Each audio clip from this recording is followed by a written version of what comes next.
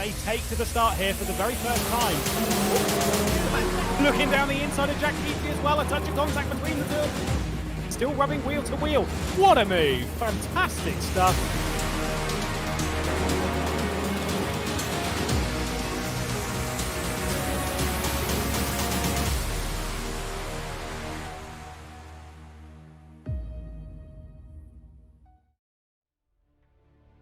It nearly is time then to say goodbye to the 2021 season, and what a crazy roller coaster it's been. So fitting it is then to enter the final 2 rounds of the season with a championship as close as it can be, heading to race circuits like this. Before we head to Macau next month, we return to Germany for the 4th time this season, but it's a return to the unfamiliar to most of our drivers. This tricky, technical Tilkedrome that is the Bilster Berg. Don't let that dissuade you, however. This is not a cookie cutter racetrack. It is a modern layout, but something which is a true test to our drivers, to their machines, across all of the corners, the compressions, and of course those massive curbs. This could be a survival of the fittest on a circuit nicknamed the Mini Nürburgring. Let's take a look then at the action. I'm Lewis McGlade, talking you through it alongside me, Mr. Robert Wiesenmüller. This is going to get good. Hello everyone, hello Lewis. Yeah, yes indeed, it will be really good.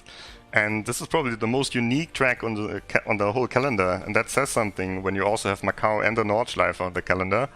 Very special track, not often used in esports, and a brand new challenge for all of these drivers. And look how close it is in the standings. 18 points separating the top 5. Yeah, and Florian Haase, who's right up there. This does include drop scores, but a note on Florian Haase. He has not had a podium in the last 6 races. It was Spa Race 2, his last podium in the CUPRA SimRacing series. So a man maybe on more consistent form, but not on the strongest form when you compare that to the likes of Adam Pinsesh, who's getting stronger, Kirill Antonov, who of course is up there, and Gianmarco Fiducci, who returns to the CUPRA SimRacing series after missing Monza. Yeah, great to see him back, but he's got quite an uphill challenge here. But he was fast in pre-qualifying. 2nd place behind Peter Pliska, who was the fastest again for Ballas Esports. And actually way ahead of Florian Haase, who only placed in the 2nd half of the top split grid. Yeah, it's so many big names across the championship. We see this time and time again. But remember, of these names jumping in, there's so many different drivers that win across the season. We'll get more into this later on, but it just proves how competitive it is out there, that quite literally any one of these drivers can be victorious today, especially around a wild card circuit like this.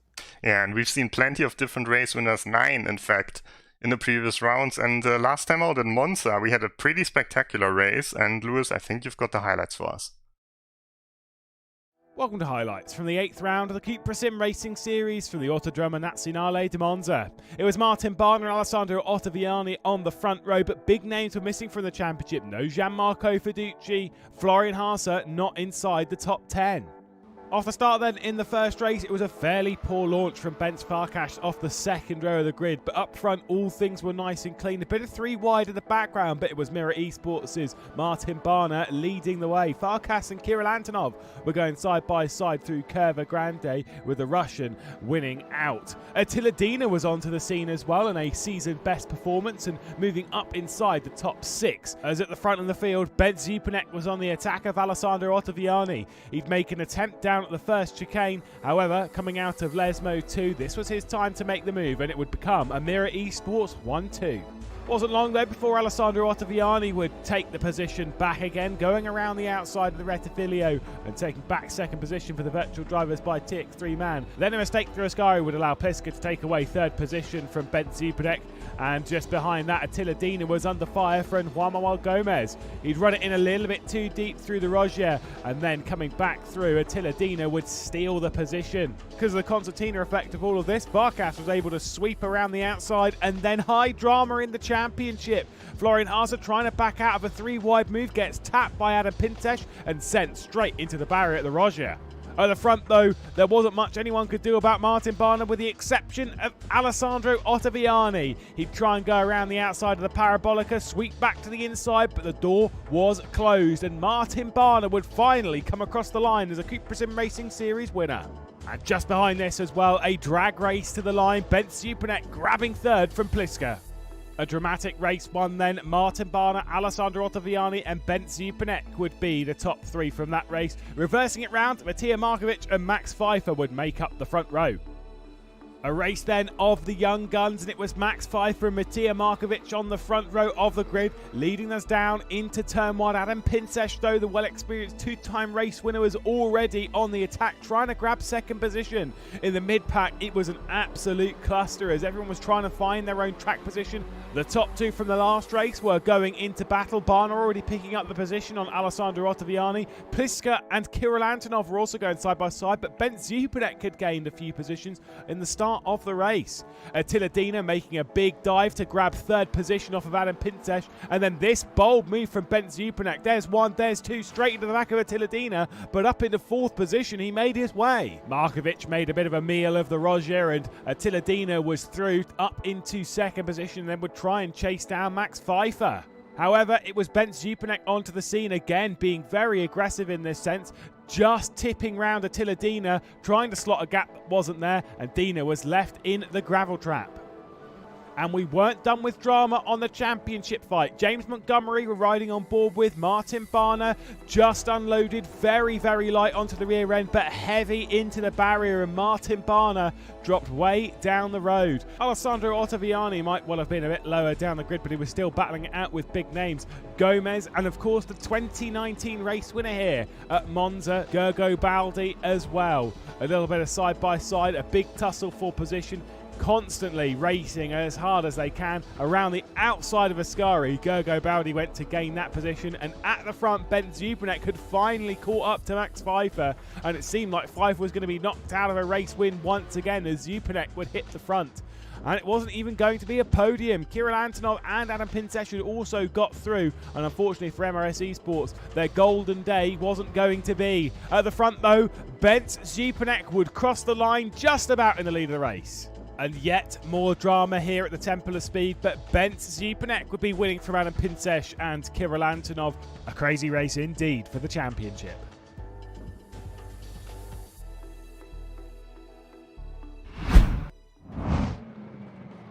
Thanks a lot, Lewis. And so here we are at the Bilster Berg, and we see Petr Pliska, the fastest man of the pre-qualifying. Yeah, and you can see how tight this session is at the moment. We are in practice about to head into qualifying, but the fact of the matter is they're separated by 9,000ths of a second at the top between Fiducci and Ottaviani, two championship contenders. Ottaviani's a little bit outside of it. Fiducci obviously doesn't have a drop score anymore, but still right up there. Florian Haase, a championship leader, up there in third. Very, very interesting to see how tight everyone is. Kirill Antonov's a few tenths off though at the moment, which could be a bit of a concern heading into qualifying. Yeah, it's a completely new circuit, of course, so no one has any prior experience here. I think Hasse raced in the German Championship last year, but that's about it. So who knows? It's a very technical circuit, very different. Antonov has been good at the typical like F1 tracks, like Silverstone for example, so who knows if the circuit really fits him. Yeah, it's kind of, like I say, it's a step into the unknown when it comes to venues like this. And some drivers love that, love taking that jump to an unknown track that challenges. Other drivers seem to struggle when it's not completely in the rhythm as we head into qualifying. And with it being a 1 minute 40 a lap, with it being a 12-minute session, an open session, shouldn't be the hardest track to get a time on, but with the difficulty level of this race circuit being so high, you never really know. Yeah, that's true, and of course we have seen the team tactics. There's James Montgomery. Ooh! Something went wrong there. Time for another attempt. Yeah, not the ideal way you'd wish to begin your lap, as we'll return to Gianmarco Fiducci, that will take a run and be one of the earlier runners around this intense 19-turn circuit over the 4.2 kilometres, nearly 4.3 kilometres of racetrack. It's one that, from a racing standpoint, it's a very, very difficult racetrack. It's a lot of driver challenged by the track itself, as run down the hill and then back up, climbing this enormous stretch up towards turn 13. The elevation change is probably the most notable feature of a circuit like this. Yeah, and the car's bottoming out a lot, so it's really not easy to drive here. Look at the chicane. They will take the curb on the hot laps. 22 drivers taking the hot laps. One of the guys, he's in the pit lane. That's Matija Markovic. who had a very, very good season actually to this point. There you can see him on the screen. Only 17 years old, one of the youngest drivers. But last time at Monza, he was a little bit aggressive, and that's why he's finding himself here in the pit lane with a grid penalty for this round. Yeah, 2 top 5 finishes this season for Markovic, which kind of doesn't do his season justice in the sense of the pace that Markovic has shown over various times this season has been that of more so of just 2 top 5s. So might actually be a little bit disappointed with that as well. See Gianmarco Fiducci begin his first flying lap behind Alessandro Ottaviani, but not close enough in the slipstream. Let's take a look on board around this racetrack, running into turn 1, heavy braking zone over to the left-hand side before you pull it right through the tight hairpin that realistically is the first corner through 2, and then down into turn 3 and 4, this very high-speed chicane where you've got to watch out for the curbs. And trust me, I'll be saying that a lot around this track. Back over to the left-hand side before we head into quite a tight corner at T5 over the inside nicely, and then up through this slightly fast uphill chicane. Nothing too major. Keep your foot in, keep brave, all over the curbs, all over the place. Gianmarco Fiducci looking as calm as ever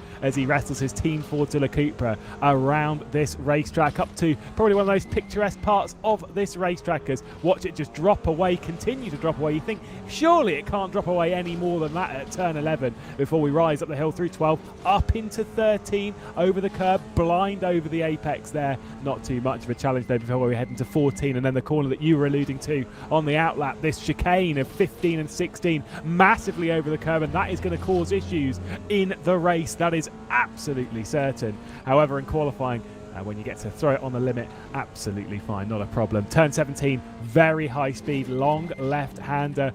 Could be a good overtaking opportunity if you're along the inside. If you've made a mistake through the chicane, you might be open to it, but outside of that, it's too high speed to make any sort of dive and lunge. However, through 18 and then into 19, this final complex of corners might see some drivers running wide, especially with dirty tyres. You use the grass quite a bit, clipping it around this track. You never really know what we might see. First lap times coming in though. Florian Haas at the top of the session. What does Gianmarco Fiducci do on that lap that we saw? It's good enough for 4th place as Alessandro Ottaviani tops the session with a 41.0, instantly beaten by Pliska. Yeah, and it's these Italians at the front of the field. We were kind of expecting it after the pre-qualifying. You can see Peter Pliska from Ballas Esports. 1, 2, 3, 4 in the pre-qualifying this time, with Gianpietro Venieri also joining in. Pretty impressive. Well, I mean, I brought this up a couple of times with you, Rob, about how, particularly with Fiducci, Ottaviani and Pliska, those 3 Italians have done really, really well in pre-qualifying. I don't know if it's the flag that just makes them faster, but now with Venieri joining that and making it a quartet of Italians coming into it, showing incredible speed. I mean, if you're an Italian fan, oh, there's a big moment from Haasa. That is what we're expecting to see quite a few times. He was just flying away there through the chicane. Yeah, like I say, in the race. To be fair, I mean, you brought us up that these drivers are very, very good. Like, they are the best of the best. From touring car perspectives, you don't really get much better than the grid that we have here in the CUPRA SimRacing series, and it's kind of. It brings in more good drivers because they want to challenge themselves up against the very best, and it goes from time to time again. I don't know about you, but my time of competing at this level of touring car racing is very done. Yeah, it's just difficult to get into the races here, at least when it comes to server 1. But luckily we have a few more servers here. Up to 6 servers will be run in each race, so yeah, even if you're not on that level here, I mean, to be honest, it's hard. These are the best drivers on race room in front-wheel drive cars for sure. But yeah, you can still qualify for one of the lower grids, so there's always a chance. Absolutely, and whilst we're in this session, you can see 19 drivers have put a time onto the board. We are missing, obviously 4 if you include Markovic, but realistically 3, as Antonov has not set a time in championship contention down in 20th spot. I don't think he'll be worrying too much. Neither is his teammate, Pavel Makonnen. Also, Luciano Wittfurt, the teammate of Pliska, yet to set a time. Here's Rasmus Salo across the line. Look at this lap time coming in. Wow. Up to 3rd position for the Finn. Fantastic stuff from a driver who we I mean, we know of Rasmus Salo's talent level. I mean, has achieved quite a lot in sim racing, and is a name that if you were racing a few years ago, you might have picked up on a few times in the touring car scene. This is kind of the pace that I would have expected out of him. He's struggled to really get the most out of his car this season, however, seems to come to the fore at the final moments. Yeah, and it's interesting that it's especially here on such a driver circuit.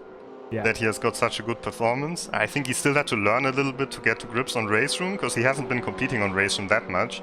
But good to see him here at the front, and good to see also very close gaps on this difficult track. 1/10 separating the top 7 at the moment. And Enzo Gibert on our screen at the moment. He's got some real-life racing experience. He drove in the 24 Hours of Le Mans.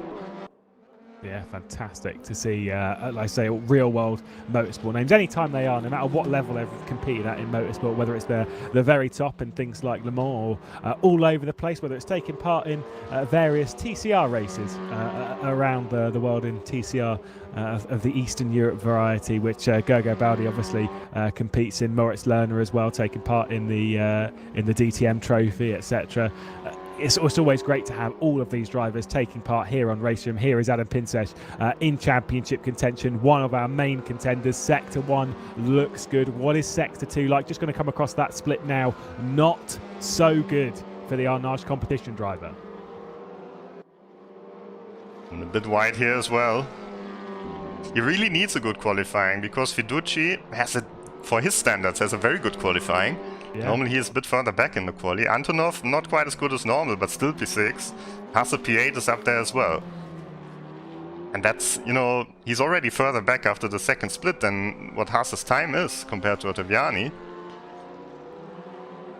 See what Pinces can do across the line. Down in 18th spot, only moves up to 14th. That is not good enough for the Hungarian. A reminder that the top 10 after race 1 get rotated around and return to the top. Look at this from Florian Haase to the top of the session, looking for his 3rd pole position of 2021. The 2-time CUPRA SimRacing Series race winner to the top of the session as Axel Vermeulen, who had a top 5 back at the Nürburgring on our return to the Nürburgring. That was when we obviously we did the Nordschleife first, then did the Nürburgring. Had a top 5 there, the only top 5 of the season. However, looking like there could be some more pace in the tank after qualifying inside the top 10 for now. 3 minutes 10 seconds left of the session. That's not a great line though, running through the final corner, and that lap is ticked off and done. You'll watch him stay on it though, because if he escapes now, his session is done. He's got one more lap, although I don't think his entrance to it is going to be particularly fast. Speaking of particularly fast, that first sector from Adam Pinces, do not write him off. Flying through the chicane there, full commitment from him. I think Hasse's first sector was not that strong, because we've seen plenty of drivers up there, but then he made it all back up in the second sector. But this time it's a better lap from Pinces. It could put him in the top 10. Keep our fingers crossed, at least from the contention of championship point of view. Has had so many top 5s this season, just 3 podiums though across the run of 2021, yet to take a race win this season. Has raced to a victory a few times in the CUPRA SimRacing Series, past twice in 2020. What can Pinces do across the line? Currently in 15th position, takes the shortest run to the line. It is only good enough for P9, but it does get him in the ballpark in that top 10 reverse as we return to Pliska, who is again faster in Sector 1, faster even than Adam Pinces, nearly 0.2 of a second up. You were right about Florian Haase's first sector, not quite on it. And anyone who might be questioning, oh, potentially it could be a setup thing, maybe they've tweaked it to make it blah blah blah in Sector 1 rather than blah blah blah in Sector 2. There's none of that in this. It's just a fixed setup. It's straight up, go out there, and the driver makes the difference. And that's what we're seeing from Pliska right now. Yeah, Pliska was up 5 for Fiducci, Antonov, Rechel, Montgomery and Ottaviani in the first sector. I think Pliska is the first one out on track, but Fiducci is right behind him. And I think Fiducci is still purple as well in the second sector, and he gets a bit of a draft here. We haven't seen the drafting tactics to such an extent in this round, but maybe it will still help him. Ooh, very far on the inside there. Is that still legal? Well, we'll have to wait and see. There's only one way to find out, and that is for the next few seconds. They are going to keep to the left-hand side of the track across the line. Pliska's not good enough. It's up to third position for Gianmarco Verducci. It's all the way up into second. A great qualifying session for the Italian on his return to the CUPRA SimRacing series. It's not enough to depose Florian Haase from that pole position right now, as Mikkel Reichel is looking to make it two Dur Esports drivers on the front row of the grid. What is it going to be across the line for Reichel? He crosses it. It's no improvement. He'll stay in 8th place, and Florian Haase is just seeing all his competitors cross the line, ticking them off one by one. There's a driver beaten. There's a driver beaten. And can Florian Haase even beat himself departing the final corner? First sector's good. Second sector's okay, but nothing to write home about, as we'll come to cross the line for the final moments of the session. He bails out of it, and it does seem that Florian Haase has pole position here. Yeah, great run for him. And look, two of the main championship contenders on the front row, Haase and Verducci. That will be exciting. 5 up to P3 in the end, out of Pliska. And look, Antonov in P7, Pinsash only in P9. And where's Martin Barner? P14. Ooh, that's going to be tough for him. Yeah, big stuff indeed as we head into the first 20-minute race of the evening just after this.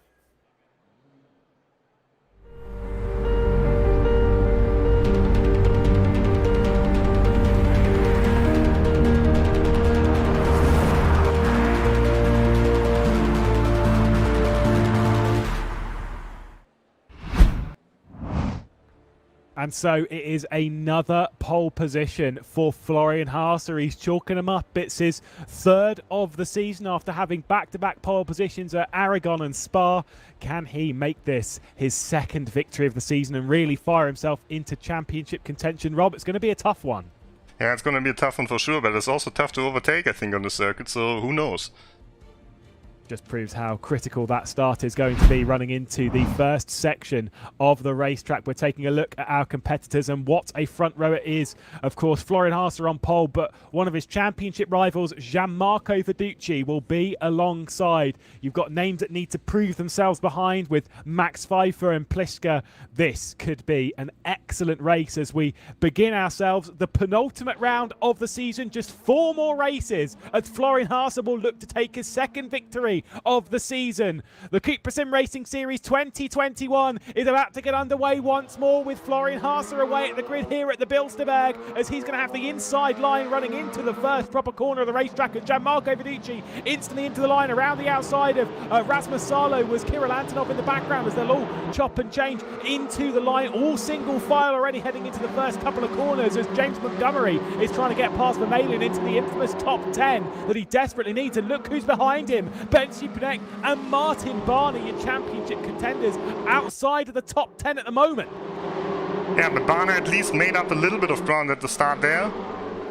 Well, I think one of the drivers wasn't counted initially. Now they're P12 and P13. And already side by side there. It's of action in the beginning, but a lot calmer than at Monza. And there's one guy running wide. Was that Antonov? No, it was Rechel and Salo.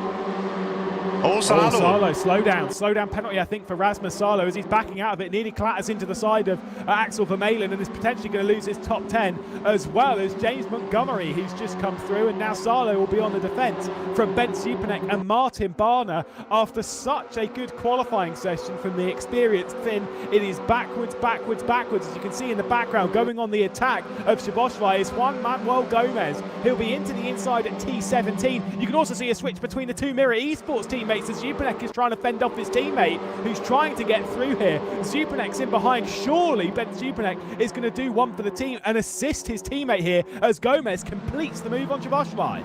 Great move from Gomez there, and yeah, I thought at first, you know, that Supanek is defending there, but in the end, Barner is through. He gained the position, and now he's on the chase to get into this top 10.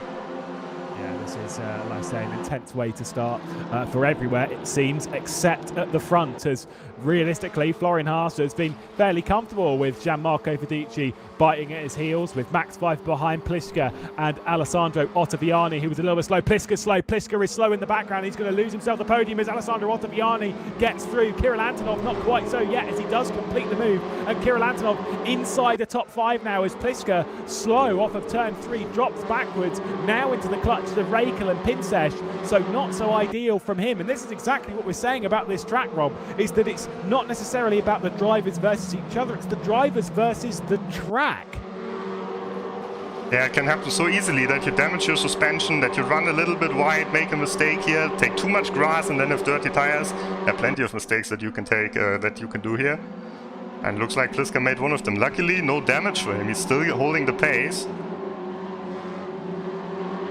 Look at them, brave over the curb. And they can break their suspension if they push it too far over the curb time and time again. They have to be careful of not exceeding too many times, as Fiducci seemed to slow down back into the MRS Esports driver of Pfeiffer as we return to the battle for 5th and 4th with Alessandro Ottaviani and Kirill Antonov deep in that slipstream, running up towards the final corner over the curbs quite nicely at the moment was Alessandro Ottaviani. Noticed how he didn't cut as much as Kirill Antonov did, not taking as much grass, not taking as many liberties, and that kind of says that that Ottaviani is just driving well within himself. I don't think he's necessarily trying to close down on Pfeiffer quite as much. I'd expect that he'd be taking a lot more of the limit of the racetrack. He's just eyeing up the Russian that is in behind. Now, if we base this last round on what we saw last round, Rob, with Kirill Antonov, is Kirill Antonov was driving a lot more like a championship contender in my books, based on the fact of if you watched him in the races, the body language of his car, the way that he was attacking people,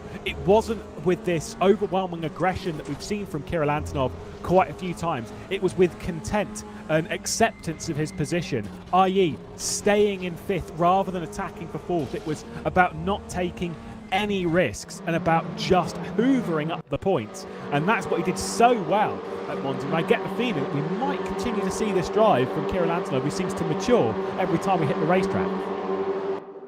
Looks like it now, but there's still plenty of laps to go in this race. And he's right behind Ottaviani now. Oh! That was close. Yeah, I'm sure that'll wake up Kirill Antonov. I have no doubt about that. 5-time race winner, by the way, in the CUPRA SimRacing series, which, by doing my maths, by the way, puts him 2nd on the all-time winners list, by the way. So there's something to throw out there for you. That's how much he has changed in the last few races. You can see here 9 different race winners from obviously that season start with Moritz Lerner and Jack Keithley, the ex-teammates, from Kirill Antonov 3 times, Ottaviani a couple of times. Of course, we have Fiducci and plenty others joining the winners list. Most recently was Martin Barner, who still is struggling down the order, just 12th place for Barner, who worked so hard last round to get in contention for the championship with that race victory. Fantastic stuff, as we'll see Attila Dina and Shaboshlai going side by side, just bashing each other around a little bit, as Sokovikov is potentially going to get involved in the mix. There is Attila Dina for MRS Esports, who had a fantastic round last time, but we can draw a parallel between Attila Dina and Martin Barner, as they had a great race 1, but then race 2 it all fell apart and they all got spun around. It was fairly dramatic, as things go when it comes to the CUPRA SimRacing series, and Martin Barner from championship contention was deposited into the wall, into the Rogier, and realistically has to do a bit better than where he is at the moment, just 12th place. Yeah, but it can happen. So Sokovikov there, handed to the back of Attila Dina. Sokovikov returning to server 1. He was in server 2 in the last races. Very comfortable with his wheel there. Just doing a fairly complex part of this race there, with just one hand on the wheel, nice and casually. They take so much curb. This is why I couldn't take that much curb every single lap. I couldn't do it. I'm not brave enough.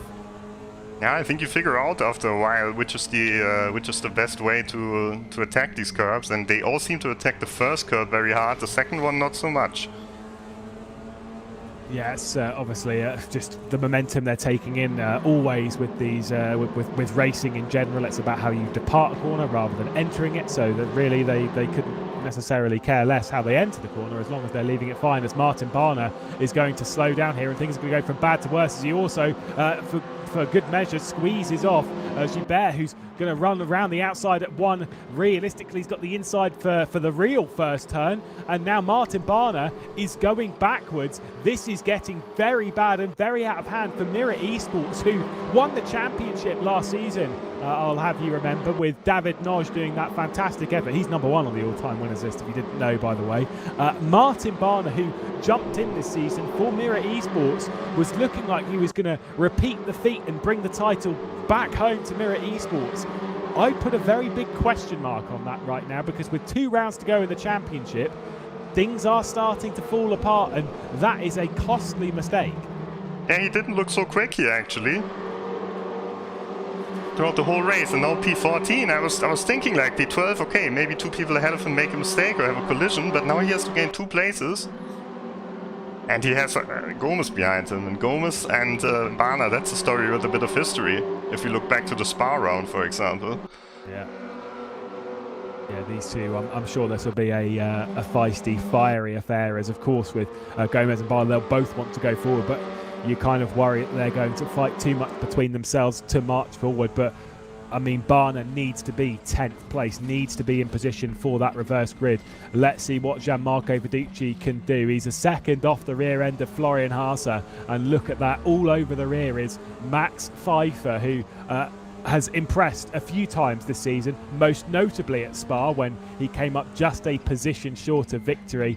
Was looking like he might have come up a position short of victory last round at Monza, ended up in 4th place in that race, off of the podium, as Pinsesh and Antonov also got through. But Pfeiffer is definitely a driver to keep an eye on. Picked up now 2 top 5s this season with the podium at Spa as well. I mean, Pfeiffer's looking stronger every time we hit the racetrack, and I do wonder with this guy that we're going to see him quite a few times in the future of the CUPRA SimRacing series, and indeed that of competitions in Race Ream. Yeah, it looked like he really broke through at Spa. At the time you thought maybe it was the qualifying strategy from MRS, but then at Hungaroring he was strong, at Monza he was strong. He's strong again here. Yeah, and any MRS esports fans would have loved race 2, or the start, sorry. We'll go with the start of race 2 from the previous round when they were running 1, 2 and 3. Of course, Pfeiffer was up there, Tiladina was up there, and Markovic was up there, who obviously was not able to qualify due to a qualifying ban.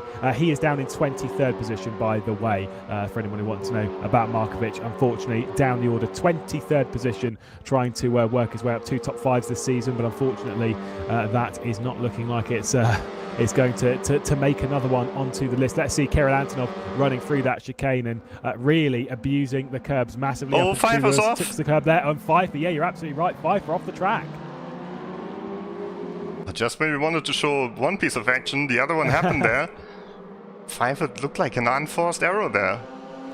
And now he's created a gap and allowed Gianmarco Viducci to really try and attack Florian Haase with no pressure on the rear end. Behind, you can see Kirill Antonov doing a half defence down into turn 1 as Ottaviani and Pliska over the rear end, and no way to get through for virtual drivers by TX3 man Alessandro Ottaviani. No pass just yet. You can see it's the thing with the snakes, when you see them in the background, they always widen the corner out so they can take that apex slightly later than the car ahead. Yeah. And then the car behind does it, the car behind does it, it just builds and builds and builds.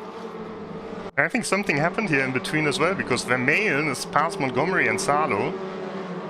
I'm not sure if that was the case the whole time. I think it was. Salo was always in 11th spot, from my memory. Either way, good performance from Vermeulen. He got reversed at Nürburgring already. Will be the 2nd time he's in a very strong position here in the 2nd race, especially. Yeah, it was a shame for Vermeulen, who didn't have a great round at home track at Spa, as we'll see Luciano Wittfurt and Sokovikov go side by side up the hill through turn 13, and the advantage will go the way, potentially, of the Russian, although they're still going to remain side by side. You don't want to go side by side for too much longer, because we're going to hit that massive chicane, and Luciano Wittfurt, the Dutchman, is going to come out on top there as Sokovikov and then Werner run around down here. It may be low down, but you know, with every positions, more points, so it's worth fighting for as hard as you can. Yeah, all of the drivers here get points, 50 points for the victory though. That's what you really want. And right now it looks like Haase is Well, Viducci is close. Ooh, what happened to Pliska there? Something happened to him. He's slowing down again. I think another slowdown penalty potentially for Pliska, which would have been through the final corner. I'm sure you can get one if you cut a little bit too hard, and so he's dropped backwards. Although as Pinsesh was coming through, Pliska completes the slowdown and gets back through as Pinsesh made that mistake. So not too massive on the drama front there, but Pinsesh could have gained the position and could have gained an extra couple of points, but realistically I think he'll still take 8th place right now and put in 3rd position in race number 2, which will be coming up after this, and very shortly after. It is an intense evening of racing every time we go in the CUPRA SimRacing series, as Florian Haase continues to tick off laps at the front of the field, down the hill through 11 and 12. What a corner that is, Rob. I mean, yeah, we think of all these corners around the world. Of course, most people will go to T8 at Turkey, of course. Some might say Maggots, Beckett's and Chapel at Silverstone. That turn 11 and 12, the mousetrap, is such a good corner. Yeah, it's just that it's not that famous because this track is mostly used for testing, for track days in real life. But here in sim racing, of course, we can race. There's no problem. And yeah, it's certainly one of these tracks you wouldn't think about it at first, that it's a spectacular track, because you might not even have heard of it. But once you race it, once you see it, well, it's pretty convincing, isn't it? Florian Haase here, still holding on at the moment to his lead, but Viducci is getting quite close, and Pfeiffer has completely made up the time that he lost when he made his mistake. Now, do you think this is just Haase driving well within himself, not pushing any limit, not risking any cut track, as Montgomery in for Malin switch positions? 9th and 10th has gone the way now of Montgomery, so has found his way through, and Montgomery's in position to reverse up towards the front row as Rasmus Salo's a little bit slow in the background. I think might see Ben Supanek coming through, not quite yet, as now Ben Supanek needs to look back at Gilbert, who's on his rear end, and Barner is outside realistically of all of this. Yeah, Barner hasn't made up any ground after his mistake. Looks more like Gilbert is putting the pressure on Supanek at the moment. Gilbert looks like the fastest of this group. That is just purely down to the fact that he is glued to the rear end of Ben Supanek's car. But there are difficult people to pass on the CUPRA SimRacing series grid, and none are more so than Ben Supanek. A very aggressive driver, knows how to get it done in attack and in defence, as we'll see a bit of side-by-side further up the order as Raikkonen and Pliska are going to go side-by-side. Pliska's got 6th position, Raikkonen's not able to get through, and there we go into the chicane. The Italian holding firm right now. And Rachel has an important role now. Oh, there's a car around, that's Supanek.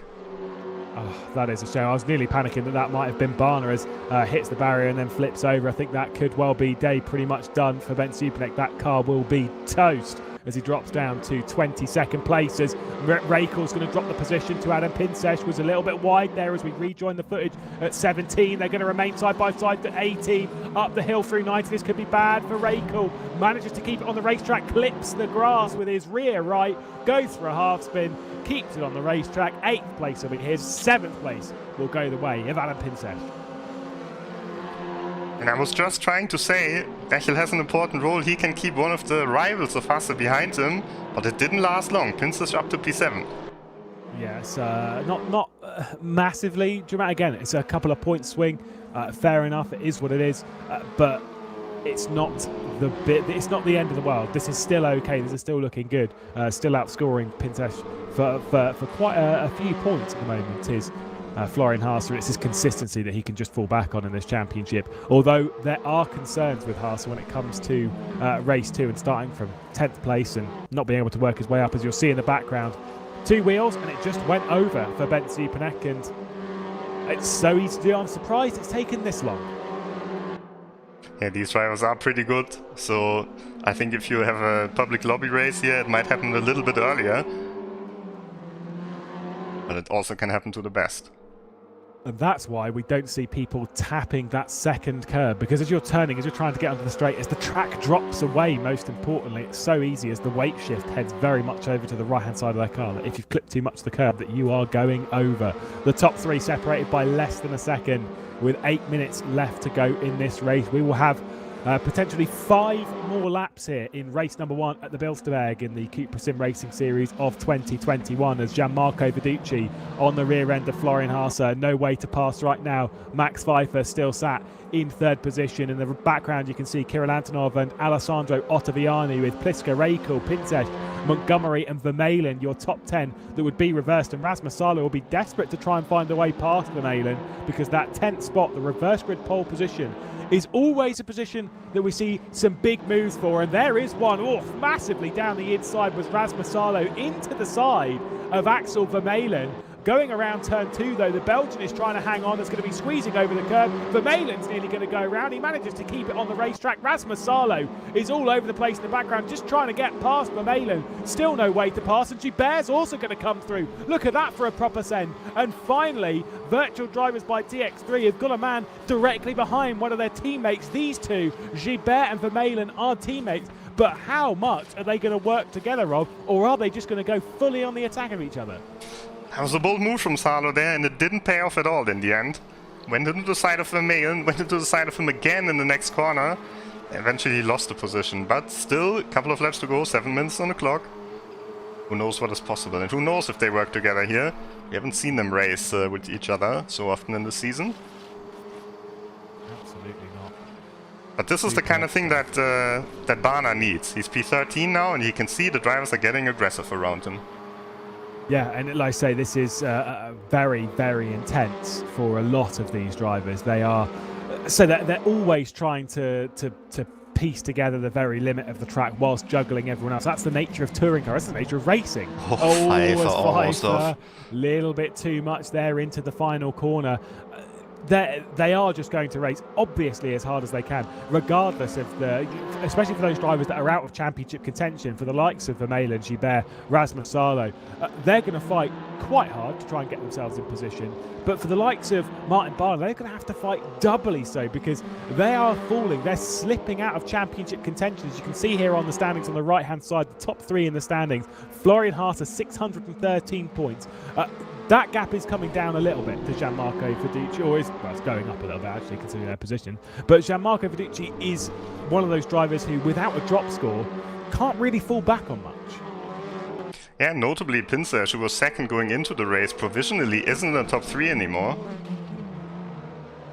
Yeah, massive. And I mean, to be fair, Pinser, he's inside the top 10, right? As long as you're inside the top 10, it's not great. You'd obviously rather be up there, but it's not the worst thing. By the way, speaking of Pinterest, he's dropped back behind Mikkel Raikl, and now not far off the front end of James Montgomery, who's having a real turn of pace this round. Fantastic stuff from Montgomery. He's had a few top 10s in the season, but I mean, this could be probably the best of his results yet, with a 9th place and a potential reverse grid position awaiting him in 5 minutes' time. We'll have to wait and see as Verducci's dropped off the rear of Haase and back into Pfeiffer, who's very, very close. But as you can see, and this is a typical thing that we're seeing now from sim racers, looks very, very calm, does Gianmarco Verducci. Has been doing an awful lot of driving elsewhere in sim racing, including competing in the first round of the Le Mans Virtual Series, and really showing his talent everywhere in the sim racing stratosphere, and certainly a driver who's not been racing for very long, but is determined to make a name for himself. Yeah, I think the story with Verducci is that he actually had a first stint at sim racing around like 2016, 2015, where he was doing a few races on Race Room already, and then he completely disappeared for like 4 years till he came back, and he didn't lose any pace. He even got a lot faster actually.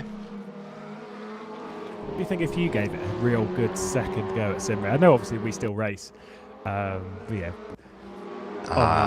But do you reckon so, if you gave it all of that practice, all of that effort, you wouldn't think you got to that pace again? I don't know. It's really hard. And the question is, were we really at this pace back in the day? Or has the pace improved? It is a great question. I've done some decent laps where I'm like, that is unbeatable. And then Toby Davis or you come across and then set a time that was 3/10 faster. So who knows? As Martin Barner's going to run wide, nearly opens the door for Gomez to pass. The level is always changing. I think it's not necessarily that sim racing is faster now than it used to be. It's just there are more people doing the same times. And there's also more people in general. Yeah. I think in this competition there's been overall like 9,000 people who entered one of the rounds. And of course, that's a bigger talent pool than it was like 6-7 years ago. Just because the whole sim racing itself got a little bit bigger. Yeah, absolutely. It's like I say, I don't think it's. I think those that were fast back in the day would still be very, very fast now. There is no doubt about it. It's just the fact that there are more people battling at the front, battling for everything, and battling for a prize pool of 10,000 euros as well. There is a lot on the line in the CUPRA SimRacing series, and they are all trying to fight it out in this championship, and a champion that will take home 2,500 euros of that money from, if memory serves. So we'll see this battle as Lucas Wehler's trying to get past Luciano Wittfurt, as they've all dropped back behind Vinieri, who I think can classify this round so far as a bit disappointing. Came into it 4th position in the pre-qualifying, only down in 17th is the Italian.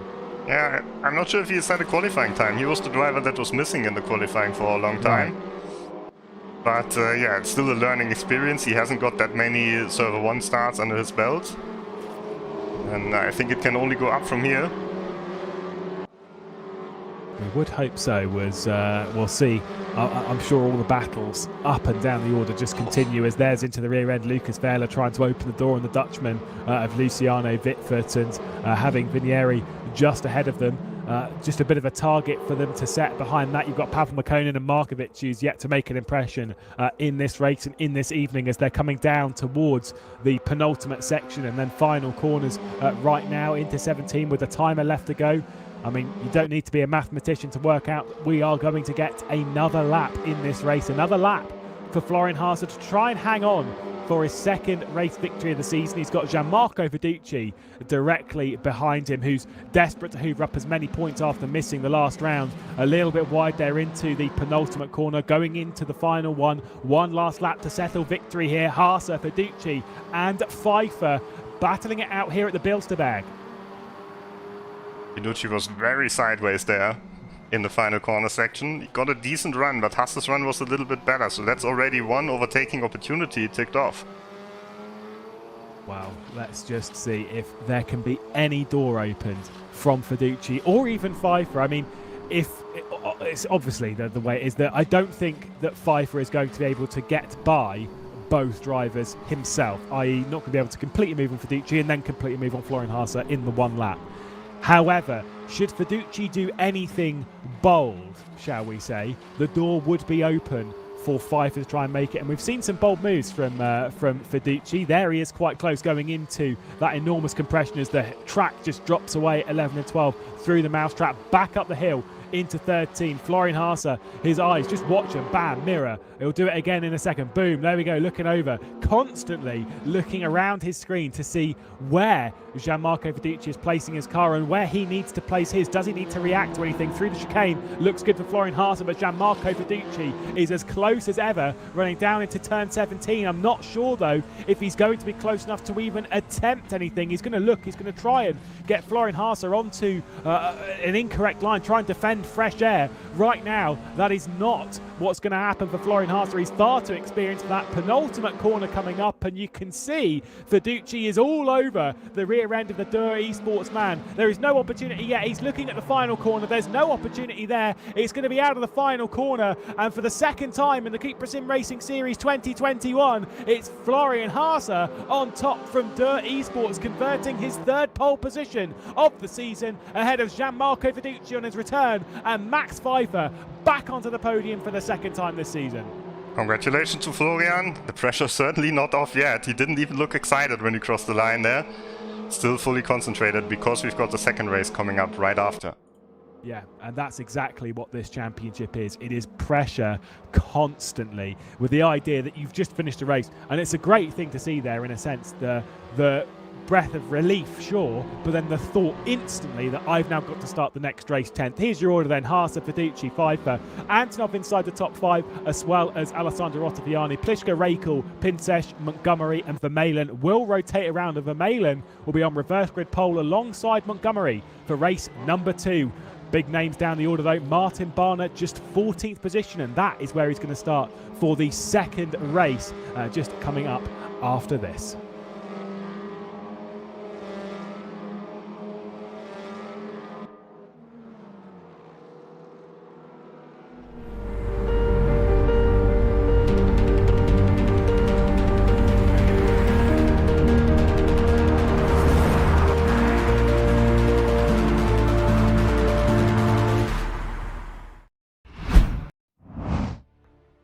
What a dramatic race that was, and I'm sure they will continue thick and fast. There are just 3 more races left in the 2021 CUPRA SimRacing series, and I'm sure we are going to get more and more drama over it. I said it at Monza after race 1 when we had Haas around. There's just a vibe that we weren't done with the drama at Monza, and then in the very next race, Martin Barner, after taking victory, was spun around, and you kind of get the feeling that we are certainly not done with that level of drama this season, Rob. No, we certainly aren't. Macau is the next race, of course, after the second Bilster Berg race here, so who knows what happens there. We've seen plenty of crashes at the circuit in Asia, so yeah, it will be very interesting. Including, if I'm not mistaken, it was a little while ago, but in the first season, Alexander Dorneden was... we were going into Macau thinking that Alexander Dorneden might potentially struggle. He was the guy going into the final round as championship leader, won the first race. And that was really important for him to win that first race because he settled the championship in race number 1.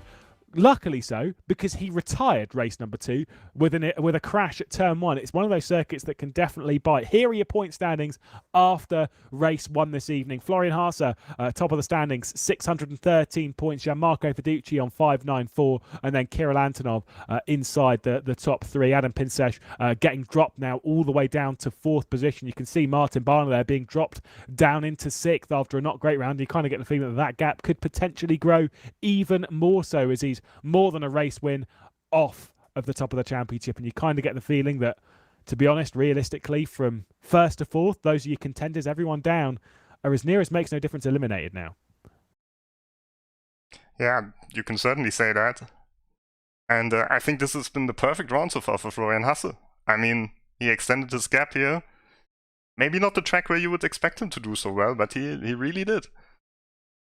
Yeah, he's adding to his resume. I say, Aragon, he had pole position and then took the race victory. It was his only race win of this season.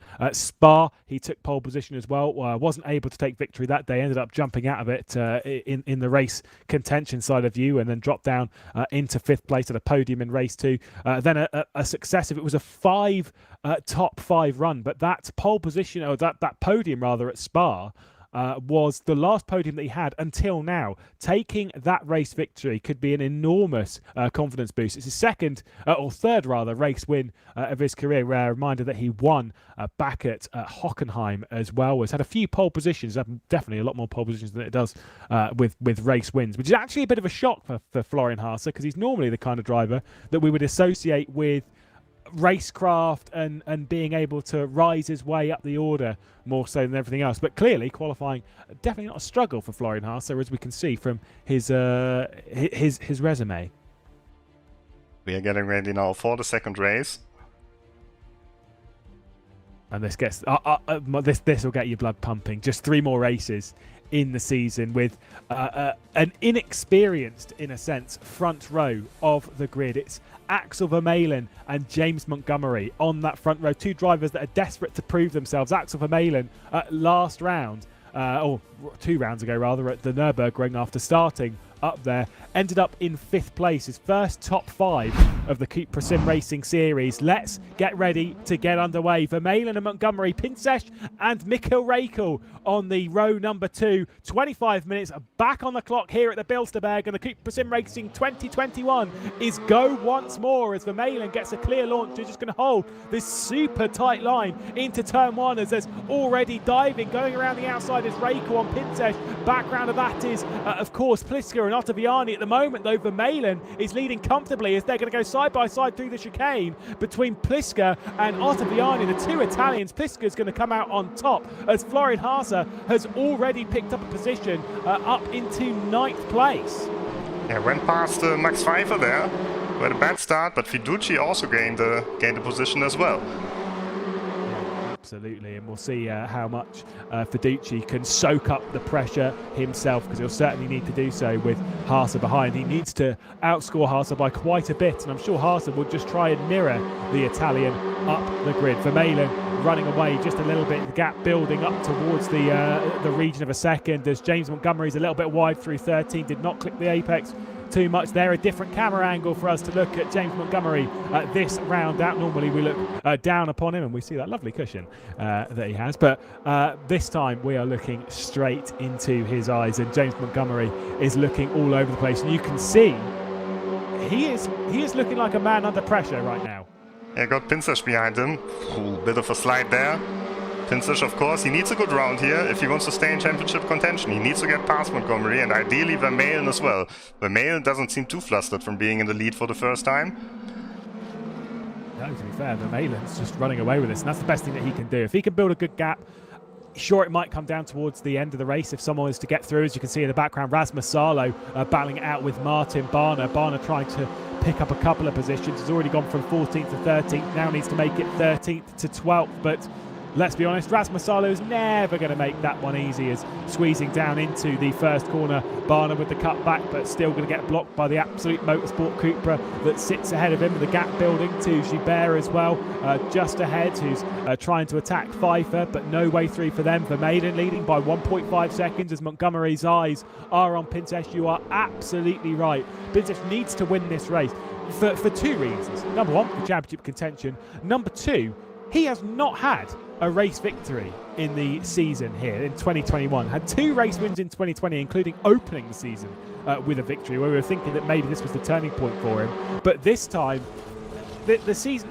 he's been very consistent, very, very consistent. He's always been in and around the top 5, and if he's not been 5th, he's been just a couple of positions behind. This, though, he desperately needs a victory, and there is no doubt about it. Yeah, Pinsash is the driver with the least penalty points from all the front runners in this championship.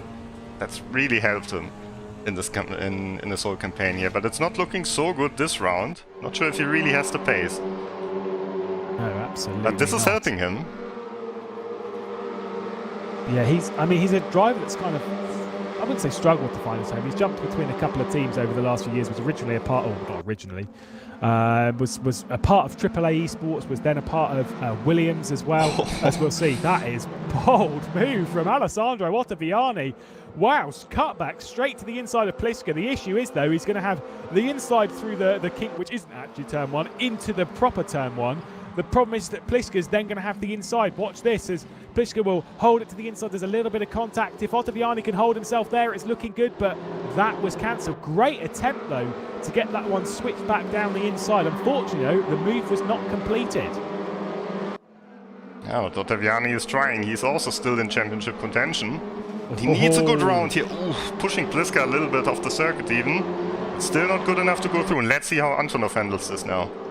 Just remember with Ottaviani that he was involved in a pretty large incident back at Silverstone. There's Antonov down the inside. There's a little bit of contact, pushing Alessandro Ottaviani off the road before we head down into the mousetrap. That move is completed. I'm sure Alessandro Ottaviani won't be particularly pleased. And look at Florian Haase. Florian Haase was wide in the background, and Pfeiffer nearly found his way through as they run down the hill back up through 13. That was nearly a costly mistake from Florian Haase, who was taking an alternate line down the hill at 11.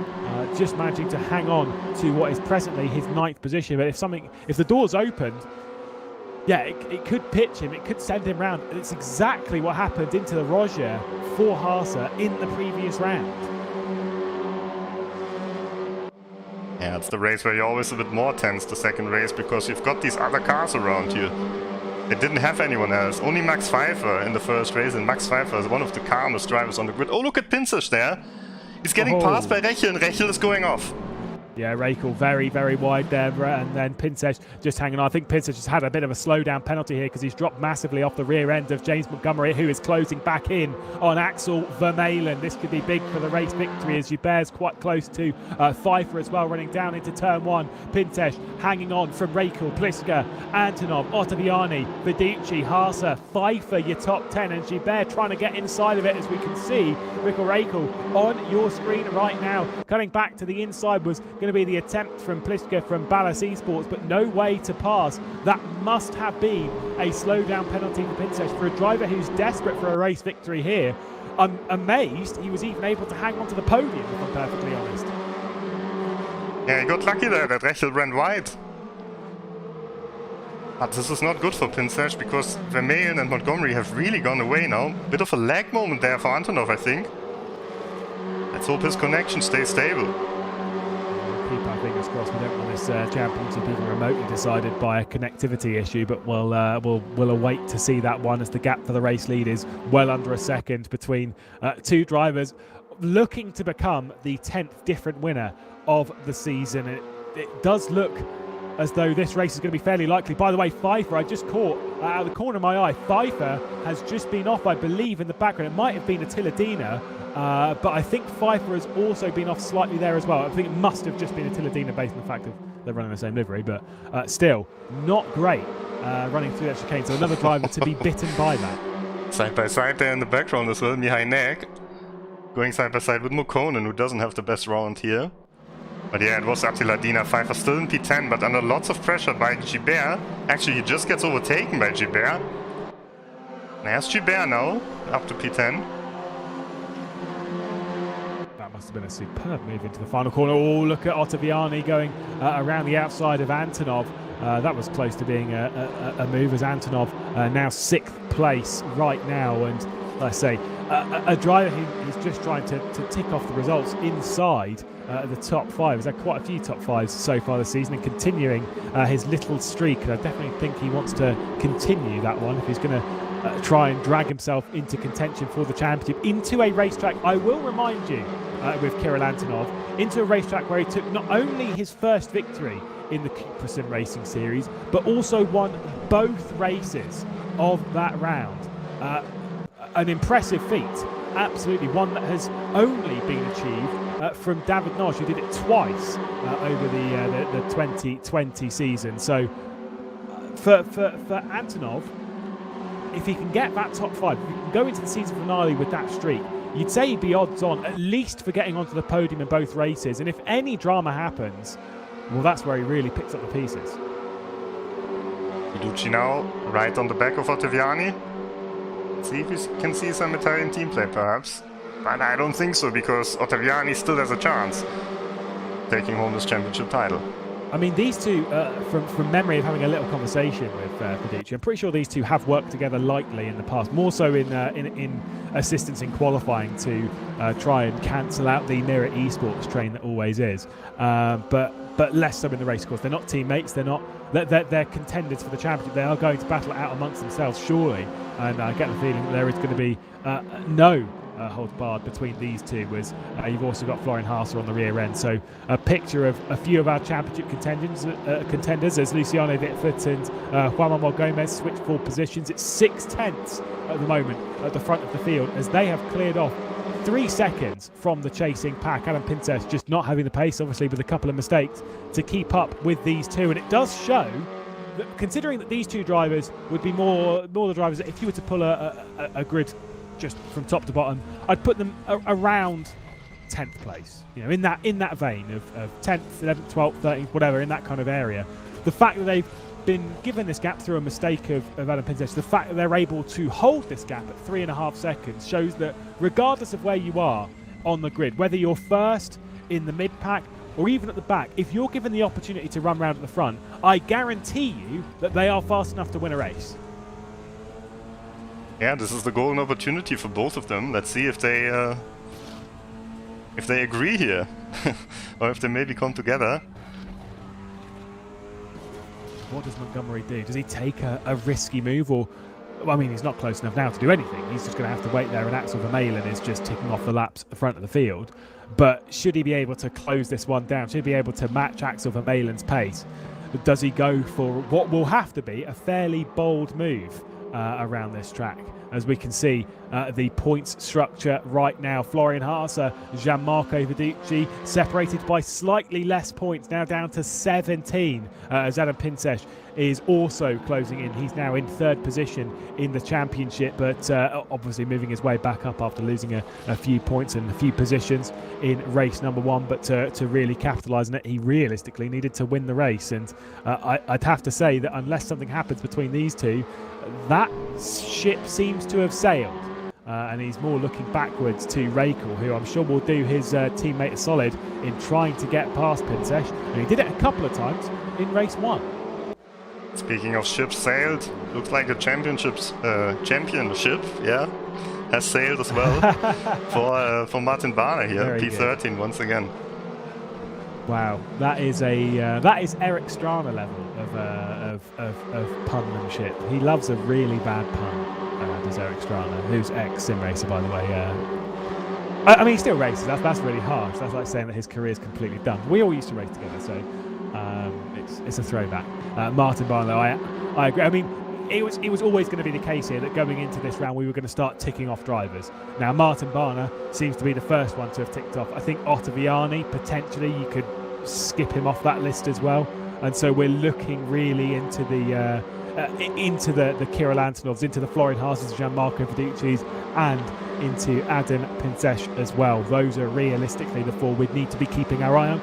Mathematically, it's obviously a bit more open. There are plenty of other drivers that can drag themselves into it. Is that a bit of damage on the front end? It is indeed. It's quite a lot of damage. I wonder if that's really damage from his driving, or if it is from his little lag moments there. Yeah. It could be, because he doesn't look slower at the moment, and with this much damage he should be a bit slower. Absolutely, yeah. I'm not 100% sure what's happened to Kirill Antonov, but yeah, I think it's more so, it seems to be from the connection rather than speed, because I say he is absolutely on it and there is no real issue. I'd be curious to know, but for the Lada Sport Rosneft driver, it's still looking absolutely fine, still looking to hunt down this top five. Whilst you can see, by the way, it did just pop up there, we've got 23 runners on the track. The one that we were missing, I was trying to work it out a bit earlier, as we've actually lost Vinieri. We have lost, yes, Ben Supernek, who retired from race 1, is not in race 2 either. Yeah, Rechel under a lot of pressure all of a sudden. Still no way to pass though for Pliska, who's so close. This is just allowing Pinsesh to gather a bit of a gap. I think there's a little bit too much curb there maybe from Pliska. Got away with it though. Kirill Antonov's accustomed to that move by taking a little bit too much curb over on the left hand side going through the chicane. We're halfway through the race here at the Bilster Berg, race number 2, and Drakel is able just to hang on to 4th spot even after a small mistake, and Pliska was close. Not close enough to pounce though, as in the background Rasmus Salo losing a position to Martin Barner. Not quite to Szoboszlai though, as they'll still run around outside of the top 10 though. There's a bit of lights flashing. This battle is about to commence between two of the lesser-known names of the CUPRA SimRacing series. Vermeulen will take on James Montgomery for the race victory. Who would have thought? To be honest, I'll put my hand up. Not me. Definitely not. I mean, it's it is no disrespect to these drivers. It's just testament to the quality of this grid that, as I said, coming into it, when we looked at the entry list, we did say any one of these 24 drivers can actually win a race. And we hear that in some series where they're like, oh yeah, no, anyone can win a race. And you kind of think, yeah, that's rubbish. And because most of the time it is rubbish. That's not true.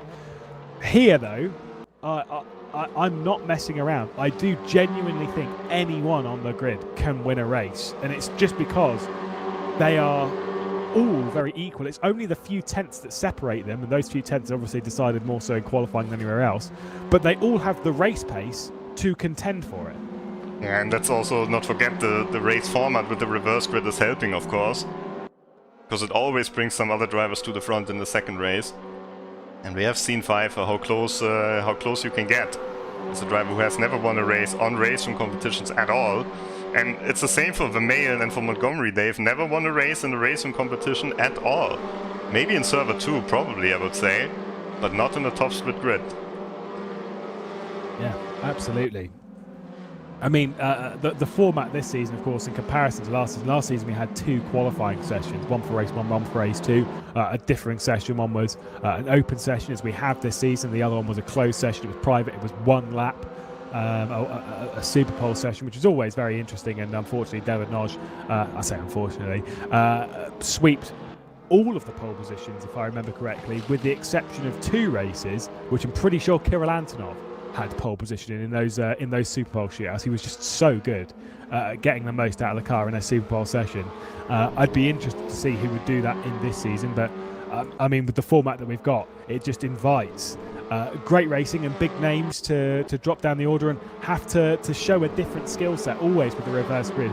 You've got to show, if you want to win a championship, you've got to show a complete skill set. You've got to be able to qualify, you've got to be able to do well in the first race from your qualifying position, but then obviously you've got to roll your way up the order, even if it's 2, 3, 4 positions. If you were to always gain 4 positions in race 2 and always do well in race 1, you would win the championship. That is almost unbeatable to have that level of consistency. Unfortunately though, we don't tend to see it just because of how unpredictable the season always is. Yeah, and I think this round is one of the more consistent rounds because we don't see as many overtakes as on the other tracks. Fiducci and Hasse are still, well, they both gained 1 position, but they haven't gained that much compared to their starting position. Of course, they still get points for the qualifying, which helps them a little bit, so it's technically better to be fast for the first race and have a good quali as well. But yeah, no one can really make a big gap here to the championship rivals, based on how this round went so far. Super tight there as Raikkonen was defending from Pliska. Pliska was almost looking to the inside of Raikkonen and chopped over the nose a little bit of Kirill Antonov, which I'm sure won't do him any favours. Running down into turn 1. There is not going to be a dive though, as they'll all sit around right now. Notice how Florian Haas's not getting involved. Is that from a genuine point of view, from an opinion? Do you think that's down to race pace, or do you think that's down to tactics of just sitting off this train? He's got his eyes on Fiducci. He doesn't really need to take a risk, and he's got plenty of space back to Gilbert. I'm pretty sure he's confident he could keep at bay. I don't think it's the race pace, because he won the first race. He should have the race pace. Maybe he's got a little bit of damage. We can't tell that. His car looks fine though. If it's tactics, I think I would go a little bit closer at least. But he doesn't want to get involved in any games that Fiducci might start playing there. Yeah. But I mean, he knows, like, Florian Haas is a very smart driver. He'll know who his rivals are in the championship, and he'll be keeping a close eye on them. And whilst he knows he outscored Pinsesh quite a lot in race 1, his eyes are really set on Fiducci right now, who's only a single position ahead. And always in a championship fight, if you've got eyes on your contenders, Antonov, Fiducci, even Pinsesh, you're okay, you're comfortable. If you've got eyes on them and you've got a healthy lead, this is fine. You might lose a few points, that's fair enough, that is what it is, but there's not very long left of the season. You just have to realistically finish every race inside the top 10, top 5, and things are looking pretty golden. 6 minutes, 20 seconds left to go, and look at this fight at the top as Adam Pinsesh is closing in a bit now. It's down to the gap game down 0.6 of a second, I believe, over the last lap, as Vermeulen's defensive down into T1 holds the racing line all the way round, and James Montgomery is not able to go through. God, look at all of this as Antonov and Pliska are going to go toe-to-toe, and Ottaviani's also there. Raikkonen at the front of this. There's a lot of rubbing between Pliska and Antonov. Antonov to the inside, could well open the door. There's contact. Pliska's going to go round. Pliska's off the road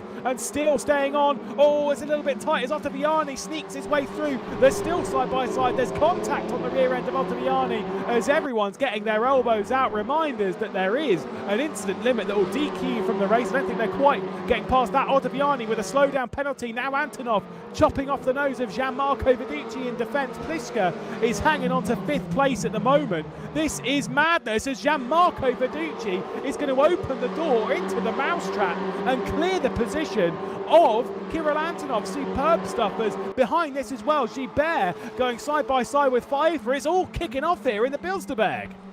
Antonov back to his old aggressive self there for a moment. Really tried to squeeze through, and then Fiducci almost rolls it here. Just send it straight back into the mousetrap against Antonov. Ottaviani, he's out of the race. I think he broke his suspension. As they were pushing each other there very hard. Let's see if this has any repercussions after the race with the stewards. Because Ottaviani was certainly getting a few punches there. I mean, it's certainly, we've eliminated one, realistically, from the championship, which will be Barner. I mean, not out of it, but still. I think that, I mean, Ottaviani is now out of it, realistically, championship-wise. I'm sure he'll be in it mathematically, but still, from a realistic point of view, he's done now, especially with that retirement. Fiducci, he's hanging on. He's looking backwards. He's got his eyes. That was so close to Fiducci rolling there, by the way. And if that had been done, you could kiss Fiduci's chances, even remote as they may possibly be. I mean, he was saying that he doesn't think that his chances are that high. He feels that he's pretty remote on the old chance list of getting involved in the championship. But, I mean, you can't knock this guy. He's very, very good. And that was to take advantage of the situation like that. I mean, yeah, like I said, the stewards are definitely going to have to go through it and pick everything apart in that, because that was pretty insane. And I don't know if Fiduci did anything wrong there, but that move down into 11, that's crazy. As Vermeulen now has a 1.5 second lead, so I'm going to assume that Montgomery has had a bit of a problem here. Yeah, looking good for Vermeulen now for his first victory. It's part of the Virtual Drivers by TX3 team. He didn't qualify for a custom livery because he didn't have a good start to the season, but then he really picked it up later on. Yeah, and is looking really, really good here is Axel Vermeulen. We'll take a look again. So, I mean, you can say that Kirill Antonov probably wasn't far enough alongside, and then Pliska's also in the middle of it. Then Kirill Antonov is pushing through and pushing through and pushing through, and there's contact as well with Pliska, pushed off the race circuit. I think it'd already gone by then. And I don't know how it would have gone by that point, because I didn't really see Ottaviani massively over the curbs. Yeah, maybe just from the hit. It's possible too. Who knows? Unlikely though. That's the thing. Always here comes the battle of Florian. Oh no, so it wasn't Florian. I was Luciano Wittfurt and Szoboszlai. I was about to get really confused then. Szoboszlai trying to go around the outside of Luciano Wittfurt. Wittfurt in 13th spot at the moment and looking to secure that with the inside line into 3, and Ballas Esports then moving up. Luciano Wittfurt's having an okay round. He's going forward. He's going in a positive direction, so looking all right. Maybe Antonov does have some damage here because he's losing the back of Fiduci completely. Just doesn't seem to necessarily, like you say, have the pace to keep up. And now with Florian Haase on him, with Gilbert there, with Pfeiffer there, I mean, the pressure's building. There is 2 more laps to go at the end, or 1 more lap rather to go at the end of this race. They'll come round. They're on the penultimate lap now. Vermeulen will come around to begin the final lap in just a few moments' time. Yes, he's definitely in position to start the final lap of this race. Had to start race 1 from 12th, got inside the top 10, got reversed, and is looking very, very good for this, the Belgian driver. He doesn't know the level of drama that is going off behind. Has had to keep Montgomery at bay, fair enough. Has done a very, very good job with that, but everything behind has been just building and building and building. It is a pressure cooker. Florian Haase, if he could just hang on to 8th spot right now, that would be very, very good after the race victory. But I don't think he's necessarily going to settle for 8th. I think he wants that 7th spot that Kirill Antonov is hanging on to right now. Let's see if anyone goes for a move here into turn 1. First need to check with Fiduci if he is. Not close enough, I think. And now Haase on the outside of Antonov, leaving the door open for Gilbert. And Gilbert is not going for it. Maybe he knows as well what's at stake here. Yeah. Absolutely. I mean, you've got to respect your title contenders. Even, I mean, you race them like every other competitor, I have no doubt. But when racing with them, if you know that they're in contention for the title, you do kind of. Some drivers weigh it on their mind. Other drivers, I remember, was it Waring who always wanted to be involved? He wanted to be the championship decider, even if he wasn't involved in the championship. So we'd get racing with them, just for a bit of fun. Of course, all that work being put on the line. But for these drivers, they all. They're putting it on the line all the time anyway. I don't think they race differently depending on if you're fighting for the championship or not. Over the crest at 13 and Pliska's close to Raikkonen, but still no move from the Italian on the German as Fiduci's just giving a fairly healthy gap to that pack.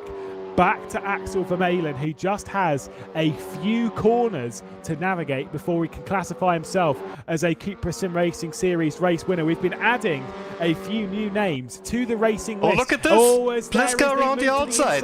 Oh, this is absolutely crazy. Pliska is going to try and make it. There's a bit of contact as well between himself and Raikkonen. That is absolutely sensational from the Italian. Moving up into fourth, we'll have to jump at the leader, and I think Pliska's a little bit wide. Oh, they're going to be close as well. Out of the final corner though, Vaxel Vermeulen is going to take his first race win of the CUPRA SimRacing series from Montgomery and Pinsesh. As down towards the line, Pliska's going to hang on. Rakel's there, Fiduci's in sixth, and down outside the top 10 is Martin Barner across the line with Pfeiffer. We've also got Florian Haase, who wasn't able to get by Kirill Antonov, but a first podium from Montgomery, a first podium from Axel Vermeulen, but that is a race win for the Belgian. Congratulations, Axel Vermeulen. What a win here. Fastest lap to Montgomery. He was really pushing for it. And what a finish it was. And Pliska actually pulled it off, the outside move. It actually worked, getting P4 in the end. And look, Fiduci, Antonov and Haase all very close to each other. I'm baffled by that move from Pliska. I mean, the outside of turn 17, final lap of the race. Kudos to Rakel for the respect and space given. It would have been so easy for him to have just gone, oh, I'm going to push you off or whatever, which I've seen so many times in sim racing. But that was huge respect and huge bravery and faith from Pliska. Yeah, it was quite a spectacular race. I think also one of the fairest races that we've seen all season. Even though the whole scene with Antonov and Fiduci there, I think the stewards will have a look afterwards. Yeah, I mean, madness. And if they're going to race like that, we do have one final round left of this season, I will remind you, and we go to Macau next in a few weeks' time, just as we begin November. That is, I mean, talking of ending the season on a high point for something, we're ending the season with the hardest tracks. We obviously went to the Nordschleife Rally, which you can argue is the hardest track of not only the calendar but in the world. Was the third round of the season, nice and early. But to end the season with the Bilster Berg and Macau, it does not get much harder than those two circuits. You've got a very tricky, tight, twisty circuit that we have here at the Bilster Berg. But then Macau is I love myself some street circuits, but Macau is a circuit that I am not afraid of, but you have concerns about, and certainly does cause its own problems. Let's take a look at the provisional standings then, including, again, the drop scores are already included as part of this. Florian Haase is leading by 17 points over Gianmarco Fiduci, who's 7 clear himself of Adam Pinsesh, who moves back up inside the top 3 with third spot. Kirill Antonov just outside us. We really do. Looking at that, we have 4 drivers for the title. It's tight, but it is possible indeed. All of it, though, really goes the way of Florian Haase right now. Championship prize money, by the way, does go inside the top 10, so there's plenty of other drivers who'll be taking their fair share as well. But eyes will be on Florian Haase right now, who is in sensational position in this title race. And I think we will have a word with Florian now in just a moment.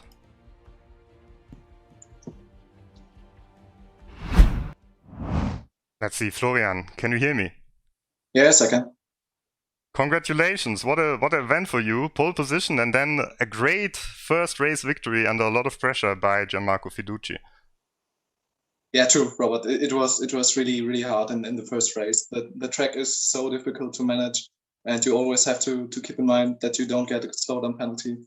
Yeah, so I decided not to go full attack and was just praying that Gianmarco isn't faster than me, so that I was able to keep the lead.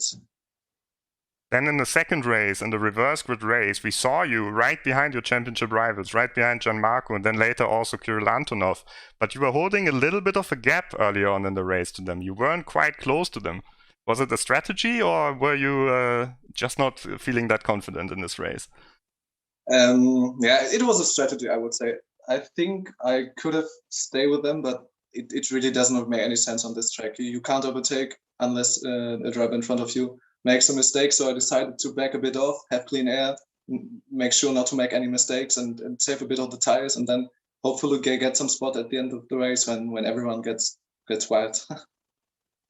So now looking at the Macau race, you're heading into the Macau race with a 17-point lead in the championship now. So you extended your lead. Gianmarco Fiduci is your closest rival. Do you think you can pull it off? I hope so. I think Macau is a good track for me. We have long qualifying, so it's just the pace what matters. And yeah, as today, without any draft, it looks like I got some good pace in this car. All right, congratulations once again, and thanks a lot, Florian. That was a great performance. And I think we also have the winner of the other race, of the second race with us, Axel. Let's see if Axel can hear us as well. Axel, can you hear us?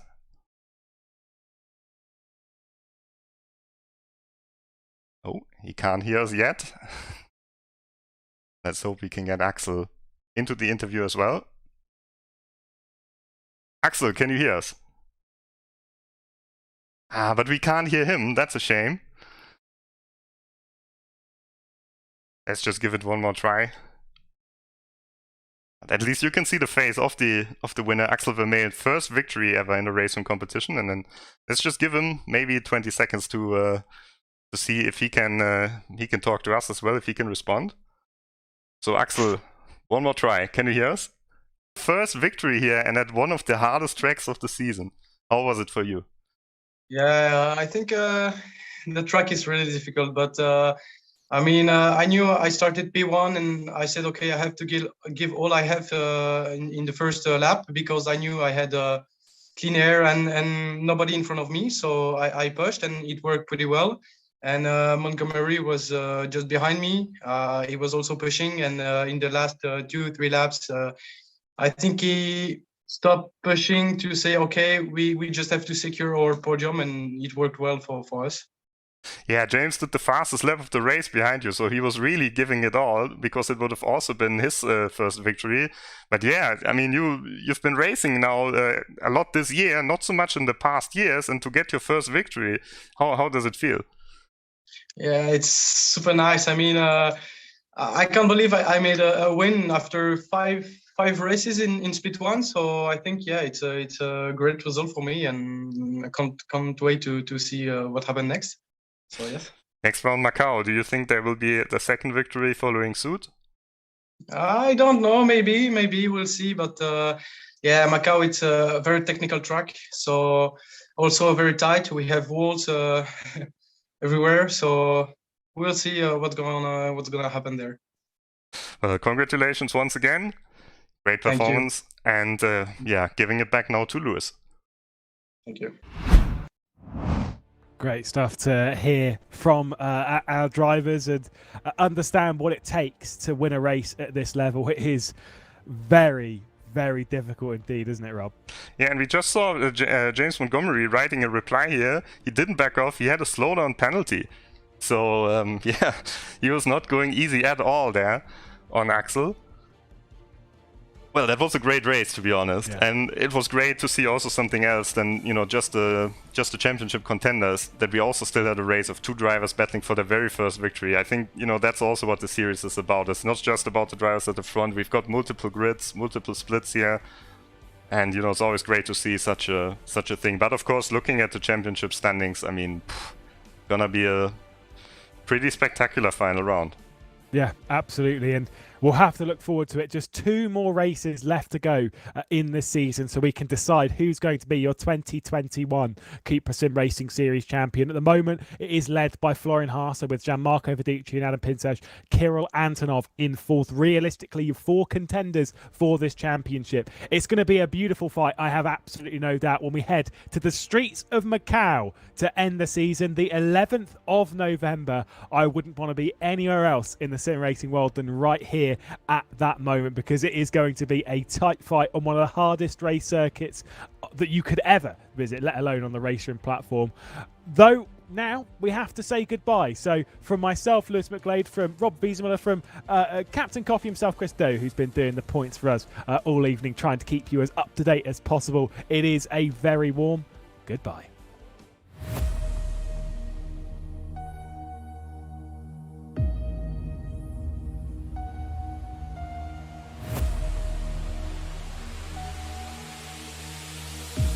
They take to the start here for the very first time.